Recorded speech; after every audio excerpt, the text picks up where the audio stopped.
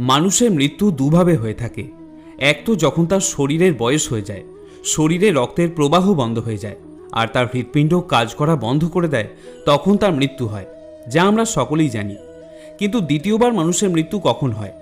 দ্বিতীয়বার কখন মানুষ মারা যায়? যখন সে মন থেকে হেরে যায় আর নিজের মনে এটা ভেবে নেয় যে এই কাজ আমার দ্বারা সম্ভব নয়, এই কাজ আমার অসাধ্য। যখন মানুষ সমস্যার সামনে মাথা ঝুঁকিয়ে দেয় যে এটা অনেক বড় সমস্যা, এর সমাধান আমার সামর্থ্যের বাইরে, তখন মানুষের আত্মবিশ্বাস মরে যায়। সেই মানুষ জীবন্ত মৃতদেহের মতো বেঁচে থাকে।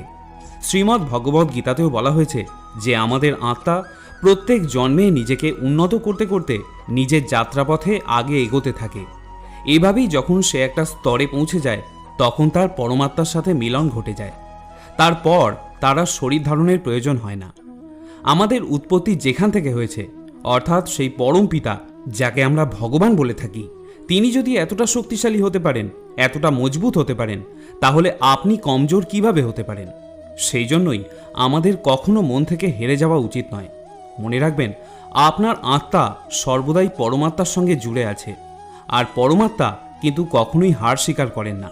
আমরা প্রতিদিনের জীবনে অনেক রকমের মিথ্যা কথা বলে থাকি। কখনো অন্যের দোষারোপ থেকে নিজেকে বাঁচানোর জন্য মিথ্যা বলি, তো কখনো নিজের স্বার্থ চরিতার্থ করার জন্য মিথ্যা বলি। ভগবদ্ গীতায় এটাও বলা হয়েছে যে যদি আপনাকে এরকম কোনো সত্য কথা বলতে হয় যাতে একজন বিপন্ন ব্যক্তি আরও বিপদগ্রস্ত হয়ে পড়েন, তাহলে এরকম সত্য কখনো ভালো হয় না। কিন্তু যদি আপনাকে কোনো পরিস্থিতিতে এরকম মিথ্যে কথা বলতে হয় যাতে কারো ভালো হয় কিন্তু অন্য কারোর ক্ষতি না করে, তাহলে এইরকম মিথ্যা কথা বলা খারাপও হয় না। কারোর সাথে যেন অন্যায় না হয়, কারোর সাথে যেন কোনো খারাপ না হয়। এই সত্যের মিথ্যা বা মিথ্যার সত্যকে পুঙ্খানুপুঙ্খভাবে বোঝা দরকার, যেটা আপনি করবেন আপনার হৃদয় দিয়ে, আপনার বিবেক দিয়ে। জয় শ্রীকৃষ্ণ।